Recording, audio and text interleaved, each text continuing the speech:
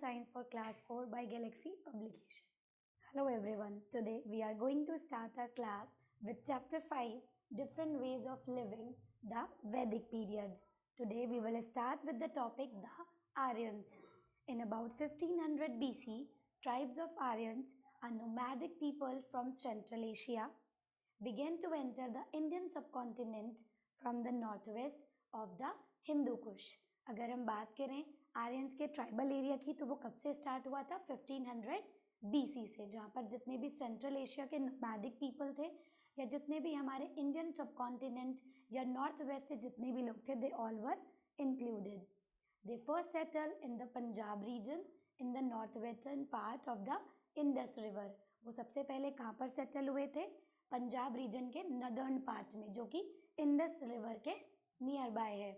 In later migrations they spread south eastwards to the Ganges rivers deltas and southward to the Vindhya ranges. अगर हम बाद में जितने भी हमारे माइग्रेशन थे या माइग्रेटर्स जो भी लोग थे वो क्या करते थे, धीरे धीरे गंगा रिवर के डेल्टा से लेकर साउथ वेस्ट वर्ड से लेकर विंध्या रेंज के साउथ वेस्ट वर्ड्स तक फैले हुए थे. विच क्रॉसेस नॉर्थ सेंट्रल इंडिया, जो कि कहाँ तक क्रॉस कर चुके थे? इंडिया के नॉर्थ सेंट्रल पार्ट को क्रॉस कर चुके थे. By about 800 BC the Aryans had conquered most of the northern India. अगर हम 800 BC की बात करें तो जितने भी आर्यंस लोग थे उन्होंने क्या किया था, नॉर्दर्न इंडिया के पूरे पार्ट को कवर कर लिया था. It is thought that the Dravidians और दास्यूज और दासाज अ डार्कर स्किन्ड पीपल. अगर हम बात करें जितने भी द्रविडियंस और दासी और जो दास लोग होते थे जिनको हम डार्कर स्किन्ड पीपल की कैटेगरी में रखते थे, who constitute most of the present population of southern India, जो कि कहाँ पर पाए जाते थे? सदर्न इंडिया के एरिया में पाए जाते थे. It is thought that the Dravidians और दास्यूज और Dasas are darker skinned people. They all lived in the north west part of India. Once lived throughout the Indian subcontinent, जो कि सबसे पहले कहाँ रहते थे? इंडियन सबकॉन्टिनेंट में रहते थे. The Dravidians were either forced towards south India by the invaders और absorbed into the Aryan population. अगर हम द्रविडियंस की बात करें तो वो साउथ इंडिया से लेकर जितना भी हमारा आर्यन पॉपुलेशन का एरिया है वहाँ पर वो एब्जॉर्ब किए जाते हैं. Now we will read about the Vedic age. अब हम रीड करेंगे वैदिक एज के बारे में. From about 1500 BC to about 500 BC, northern India was dominated by the Aryans and their culture. अगर हम बात करें तो उनको डोमिनेट किया जाता था, उनके कल्चर को भी नॉर्थ इंडिया में डोमिनेट किया जाता था. This period is known as the Vedic period. इस पीरियड को हम क्या कहते हैं? वैदिक पीरियड कहते हैं. Because the chief source of information concerning it is contained in the Vedas. जितने भी हमारे चीफ सोर्सेज हैं इंफॉर्मेशन कलेक्ट करने के, वो सब किस में पाए जाते हैं? If we will read the Vedas so we can get the information. Now we will talk about the language part. The Aryans are called Indo European speaking people. अगर हम बात करें दे आर्यंस की तो वो क्या थे? इंडो यूरोपियन स्पीकिंग पीपल माने जाते थे, as they spoke languages belonging to the Indo European family of languages. क्योंकि वो कौन सी लैंग्वेज बोलते थे? They speak Indo European language. Among the oldest recorded Indo European languages are Sanskrit, Hittite, Greek and Latin. अगर हम बात करें जितनी भी हमारी ओल्डेस्ट इंडो यूरोपियन लैंग्वेजेस थी उनमें संस्कृत, ग्रीक और लैटिन वर मोर फेमस. दस द आर्यंस स्पोक संस्कृत, जबकि जितने भी आर्यंस लोग होते थे वो संस्कृत लैंग्वेज बोलते थे. Now we will talk about society. The caste system or the division of Indian society into hereditary groups began to develop during this period. अगर हम बात करें कास्ट सिस्टम की या जितना भी हमारा इंडियन सोसाइटी का डिवीजन किया गया था on based of hereditary groups, they start developing this period. The tribal society of the Aryans was divided into 4 varnas or classes.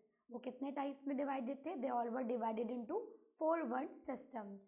Let's talk about them. The Brahmans, Kshatriyas, Vaishyas and Shudras.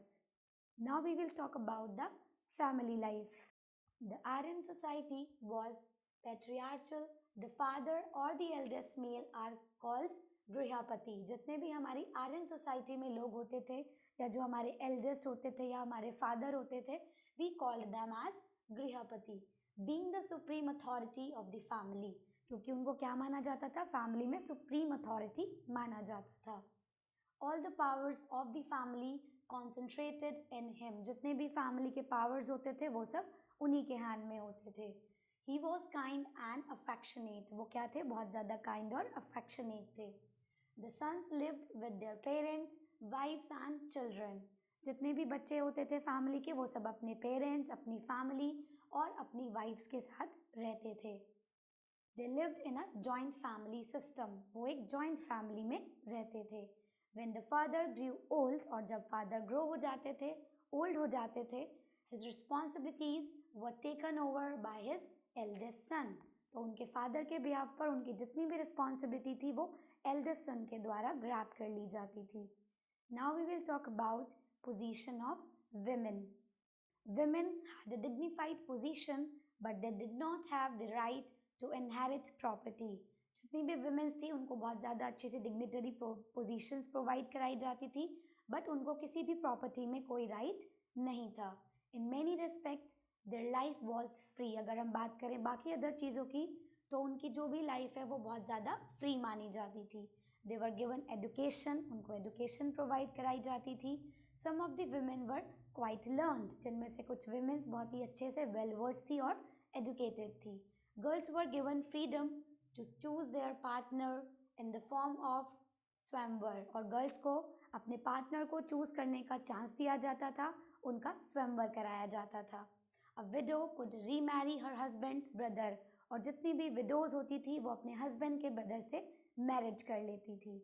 A widow could remarry her husband's brother and a male child was valued more than a female child, और वो क्या करते थे, male child को ज़्यादा value देते थे in comparison of female child. Monogamy, the practice of marrying only once at a time, और उस टाइम पर मोनोगामी जो था एक पार्ट था, क्योंकि उस टाइम पर केवल एक टाइम पर एक ही मैरिज करना ज़्यादा अलाउड था। It was the general norm, और उस टाइम के ये जनरल नॉर्म्स में आता था। Now we will talk about games and amusements. The Aryans were fond of chariot racing, horse racing and hunting। जितने भी आर्यंस लोग थे उनको रथ चलाना, रेसिंग करना और हंटिंग करना बहुत ज़्यादा पसंद था। They also enjoyed the game of dice। उनको डाइस से गेम खेलना भी बहुत ज़्यादा पसंद था। We find many references about the game of dice in the Rigvedas. अगर हम ऋग्वेदा की बात करें तो उसमें जितने भी डाइस से रिलेटेड गेम्स होते थे उनको ज़्यादा रेफरेंस दिया जाता था। They used to play flute, उनको फ्लूट बजाना बहुत अच्छा लगता था। They also used to gamble, उनको गैम्बलिंग करना, सट्टे लगाना, they all liked that a lot।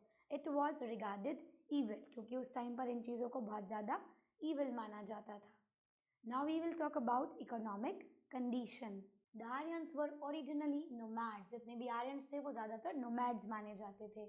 They formed small tribes, वो छोटी छोटी अपनी ट्राइबल एरियाज में रहते थे, which were led by a chief, जिसको चीफ के द्वारा लीड किया जाता था।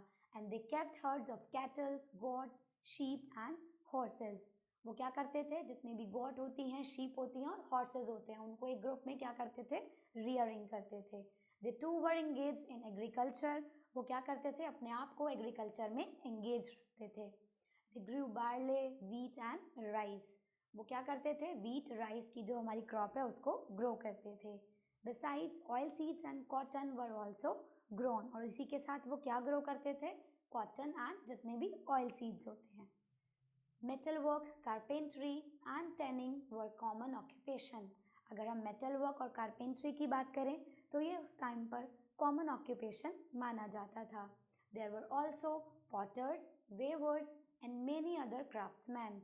अगर हम बात करें तो वहाँ पर क्राफ्ट्समैन, वेवर्स और बाकी अदर पॉटर्स भी होते थे। Priest dominated both the social and religious spheres. जितने भी प्रीस्ट होते थे, पुजारी होते थे उस टाइम पर, वो क्या करते थे, जितना भी उनका सोशल और रिलीजियस स्फेयर है उसमें ज़्यादा पार्ट लेते थे। They demanded complex and costly rituals. वो क्या करते थे, जितने भी कोस्टली रिचुअल्स होते हैं और जितने भी हमारे कॉम्प्लेक्स चीज़ें होती हैं उनकी डिमांड किया करते थे। They were also the doctors of the village as they knew about herbs and plants. उनको उस टाइम पर डॉक्टर्स माना जाता था क्योंकि उनको उस टाइम पर हर्ब्स और जितने भी प्लांट्स हैं उसकी नॉलेज होती थी. Now we will talk about administrative organization. The king was the head of the tribe. Tribe के head को क्या माना जाता था? King माना जाता था.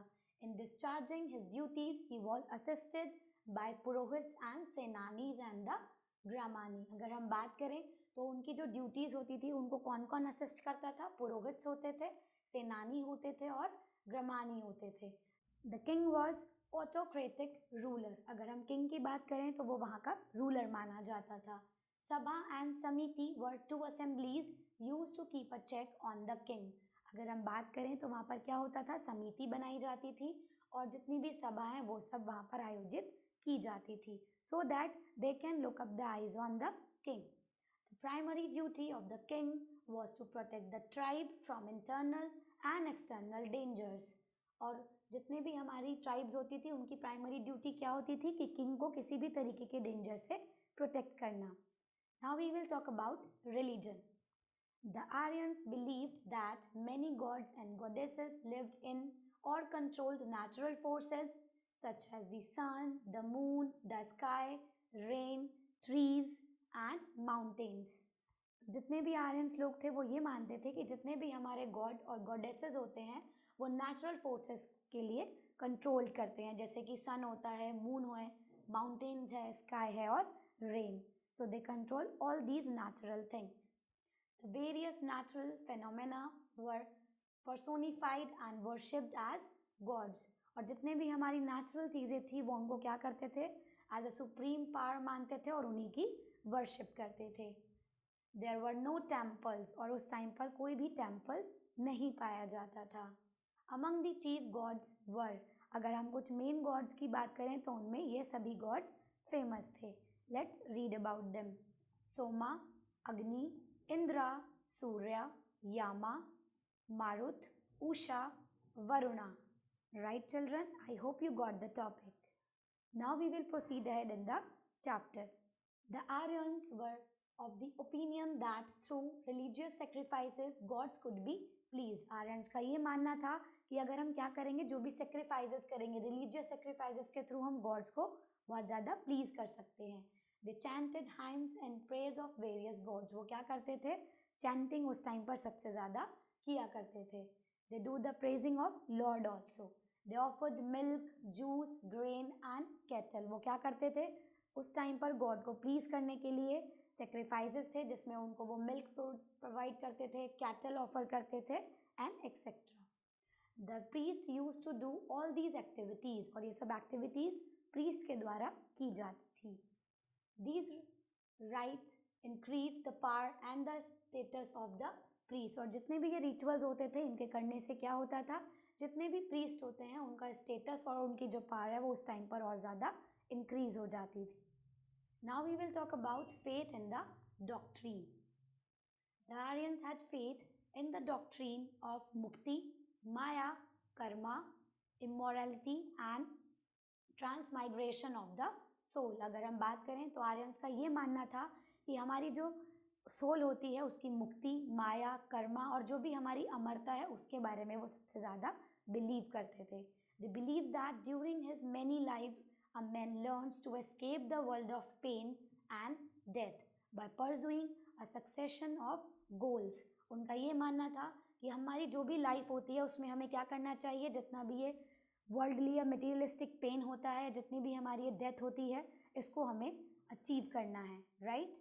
And that we can do only by the succession of our goals. और ये हम कब कर सकते हैं? जब हम अपने गोल्स को अचीव कर लेते हैं. Each goal is considered good in itself. और वो हर गोल को क्या मानते थे? अपने आप में बहुत ज़्यादा अच्छा मानते थे.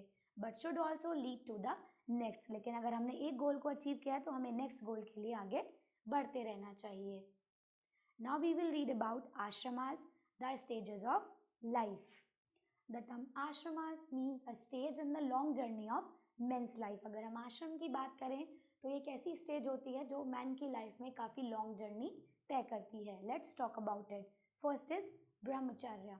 This is the first ashram in which the young develops moral character and studies scriptures with a guru or teacher. अगर हम ब्रह्मचर्य की बात करें तो एक ऐसा फर्स्ट आश्रम माना जाता है जितने भी हमारे यंग वंस होते हैं उनके अंदर एक मोरल कैरेक्टर डेवलप करना, उनके अंदर एक स्टडी की जो क्वालिटी होती है उसको डेवलप करना under the guidance of teachers और gurus. Now we will talk about grihastha. This is the second ashram where the adult experiences the pleasure of marriage and family, strive to get ahead in life and does his duty to others as a citizen. ये एक हमारा ऐसा time period होता है जिसमें जितने भी हमारे अडल्ट होते हैं वो क्या करते हैं, अपनी मैरिज, अपनी फैमिली, अपनी लाइफ में आगे बढ़ना, अपनी ड्यूटीज़ निभाना, ये सब वर्क करते हैं. Now we will talk about Vanaprastha. In this third ashram, the older man renounces the world and devotes himself to solitary meditation. ये हमारा थर्ड आश्रम होता है जिसमें कोई भी पर्सन क्या करता है, अपने आप को मेडिटेशन के थ्रू या बाकी चीज़ों के थ्रू डिवोट करता है. If his meditations are successful, he enters the fourth ashram. और जब उसके मेडिटेशन सक्सेसफुल हो जाते हैं तो वो फोर्थ आश्रम में एंटर कर जाता है. Now we will talk about sannyasa. In this ashram, the man has a sudden luminous experience of the true spirituality of his nature. इसमें क्या होता है, जितने भी हमारे मैन होते हैं उनके पास एक sudden luminous experience होता है true spirituality का, जिससे वो क्या करते हैं, and he is considered to have achieved moksha और salvation, जिससे वो क्या कर सकते हैं, मोक्ष को अचीव कर सकते हैं. Now we will talk about the epic age or later Vedic age. The elaboration and explanation of the Vedas continued through the later Vedic period. अगर हम बात करें जितने भी हमारे वेदास होते हैं या हमारा लेटर वैदिक पीरियड होता है वो काफ़ी ज़्यादा कंटिन्यू होता है. Around the popular gods, they grew up slowly a vast literature including the two famous epic poems about two incarnation of Vishnu. अगर हम बात करें जितने भी पॉपुलर गॉड होते हैं उनमें वो धीरे धीरे क्या होते गए, जितने भी वास्ट लिटरेचर्स हैं वो क्या करते गए, फेमस पोम को भी उनके अंदर इंक्लूड करते गए. And they all were about lord Vishnu. Now we will talk about the Ramayana. It is a Sanskrit epic poem. ये क्या है, हमारी एक संस्कृत में लिखी गई पोम है. It was the work of महर्षि वाल्मीकि. ये किसने लिखी थी, it was written by Maharshi Valmiki. It is one of the most important works in the literature and religious thought of ancient India. ये क्या मानी जाती है, एंशियंट इंडिया का सबसे इम्पॉर्टेंट और रिलीजियस थॉट माना जाता है. It still provides religious and moral inspirations to millions of people. ये क्या करती है, हमें बहुत ज़्यादा मोरल इंस्पिरेशंस देती है और हमें रिलीजियस नॉलेज भी प्रोवाइड कराती है. The pome which is known in 3 different versions was composed sometimes between 400 BC and 400 AD. It relates the story of Rama. ये किससे रिलेट करती है, स्टोरी ऑफ रामा से. A noble prince who represents the perfect man. वो एक बहुत ही Nobel Prince माने जाते थे जो उस टाइम पर अपने आप में परफेक्ट किंग थे. Reincarnation of Lord Vishnu. उसमें क्या किया जाता था, लॉर्ड विष्णु का ही कार्नेशन किया जाता था. A very long work. The Ramayana is divided into 7 books. अगर हम बात करें तो रामायण को 7 बुक्स में डिवाइड किया गया है. In the first and last books of the incarnation of Vishnu in Rama is explained. और अगर हम फर्स्ट और लास्ट बुक की बात करें तो इसमें विष्णु के जितने भी अवतार हुए हैं उनको एक्सप्लेन किया गया है. The middle books tell how Rama, the rightful heir to the throne of Ayodhya, marries Sita and is sent with her into exile. अगर हम मिडिल बुक्स की बात करें तो इसमें ये बताया गया है कि किस तरीके से लॉर्ड रामा ने सीता से मैरिज की और उसके बाद उनको वनवास भेज दिया गया. When Ravana, the demon king of Ceylon, Sri Lanka, abducts Sita, Rama obtains the aid of Sugriva, the king of the monkeys. अगर हम बात करें तो इसमें क्या बताया जाता है कि जो भी हमारे एक डेमन किंग थे श्रीलंका के जिनका नाम था रावण, उन्होंने क्या किया था, सीता माता का अपहरण कर लिया था और फिर उससे हेल्प लेने के लिए श्री राम ने क्या किया था, सुग्रीव की हेल्प ली थी जो कि क्या थे, मंकीज के किंग माने जाते थे. Together they defeat Ravana and rescue Sita. उन दोनों ने मिलकर क्या किया, रावण को हरा दिया और सीता को रेस्क्यू किया. Rama then returns to his throne. और उसके बाद वो अपनी राजगद्दी पर वापस आ गए थे. Now we will talk about the Mahabharata. It was composed by Maharshi Vedvyas. ये किसके द्वारा कंपोज की गई है, महर्षि वेद व्यास जी के द्वारा between approximately 400 BC and 400 AD. The longest poem in the world. It is about 7 times as long as the Iliad and the Odyssey combined. अगर हम बात करें तो ये हमारे वर्ल्ड की सबसे लॉन्गेस्ट पोम मानी जाती है, right. And the work is arrange mainly in couplets. अगर बात करें तो इसमें किस तरीके से कपलेट्स फॉर्म में चीज़ों को दर्शाया गया है. The main story of the Mahabharata describes the great war between two families. अगर हम बात करें महाभारत की मेन स्टोरी की तो इसमें क्या किया गया है, टू फैमिलीज का जो एक बहुत ग्रेट वॉर हुआ था उसके बारे में डिस्क्राइब किया गया है. The Kauravas and 5 Pandavas brother. अगर हम बात करें तो वो कौन सी दो फैमिली थी, कौरव्स की और पांडवास की फैमिली के बीच में. The before the battle Arjuna the leader of the Pandavas engages in a long conversation with his charioteer. अगर हम बात करें तो इसमें क्या होता है, जो हमारे अर्जुन होते हैं जो कि पांडवों के लीडर माने जाते हैं, वो क्या करते हैं, चैरियट्स के साथ एक लॉन्ग कॉन्वर्जेशन करते हैं. हु इज़ लॉर्ड कृष्णा, जो कि कौन थे उस टाइम पर उनके सारथी, लॉर्ड कृष्णा थे. Discuss as a mortal. उन्होंने क्या किया था, उनको बहुत ही ज़्यादा अमर माना था. The dialogues known as the Bhagavad Gita. और उनके डायलॉग को हम किस नेम से जानते हैं, भगवद गीता के नाम से जानते हैं. It is probably the most famous section of the pome, जो कि उस सेक्शन की सबसे मेन पोम मानी जाती है. In the devotional Bhagavad Gita, Krishna teaches the hero Arjuna that love of God and unselfish action in the world are the ways to knowledge and a path to salvation. अगर हम बात करें भगवद गीता की तो इसमें जितनी भी लॉर्ड कृष्णा की टीचिंग्स हैं जो कि उन्होंने अर्जुन को सिखाई थी, वो क्या थी कि अगर हम केवल भगवान से प्यार करेंगे और अनसेल्फिश होकर इस वर्ल्ड में अपने एक्शंस करते रहेंगे तो हमें बहुत ही जल्द नॉलेज गेन हो जाएगी. Now we will talk about a contemporary Paleolithic settlement.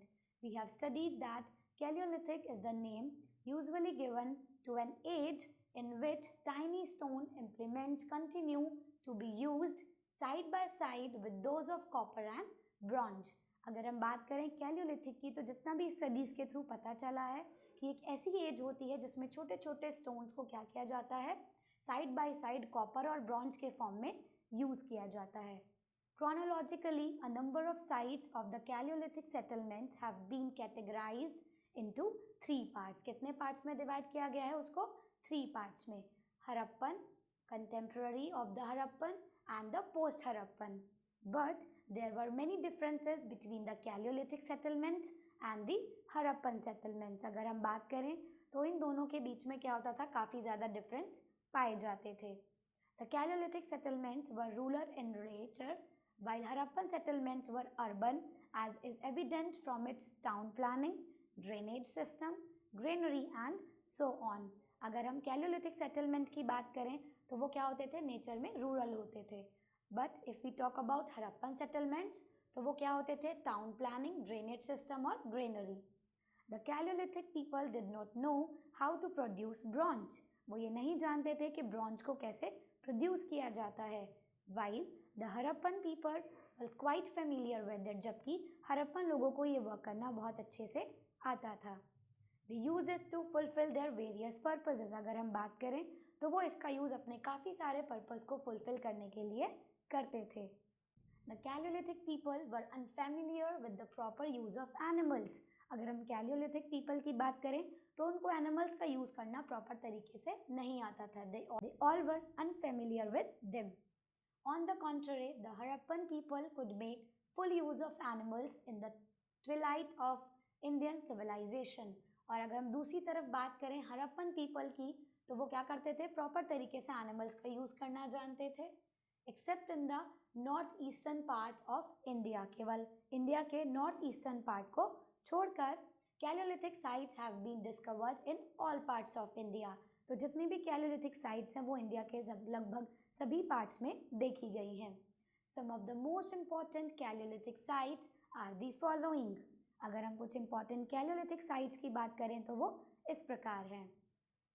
Kaushambi इन उत्तर प्रदेश, गुजारा and Nawada Toli in Madhya Pradesh, Ahar, Balathal, Gilund and Nagda in Rajasthan, Jorwe, Nevasa, Inamgaon, Chandoli, Songaon, Dhyamabad, etc. in modern Maharashtra, and Brahmagiri in Karnataka, Arikamedu in Tamil Nadu. So now it's time to solve the book exercise of this chapter. Let's start with tick the correct option. In the Vedic period, the life of an individual was divided into 4 states. The Rigvedic society was divided into 4 Varnas. Which of these were allowed to read the Vedas? Brahmins. Each tribe had its headmen. In Vedic age, wealth was calculated in terms of horses. Now we will proceed with fill in the blanks option. Out of the 4 Vedas the dash is the earliest text. अगर हम चारों वेदों में से बात करें तो सबसे जो पहला टेक्स्ट था वो कौन सा था? So it was Rigvedas. The Aryans were fond of dash amusements. तो जितने भी हमारे आर्यंस थे उनको किस चीज़ का शौक था? So they loved outdoor amusements. Dash was the sky god of the Aryans. अगर हम आर्यंस के स्काई गॉड की बात करें तो who was that? So answer will be Varuna. 3 का आंसर क्या हो जाएगा? Varuna. The Mahabharata was composed bye. अगर हम महाभारत की बात करें तो वो किसके द्वारा लिखी गई है? Maharshi Vedvyas. Dash is the third ashram of human life. अगर हम थर्ड आश्रम की बात करें जो ह्यूमन लाइफ के बारे में होता है तो दैट इज वानप्रस्थ आश्रम. Rest of the remaining part you have to attempt by your own. Thanks for watching this video.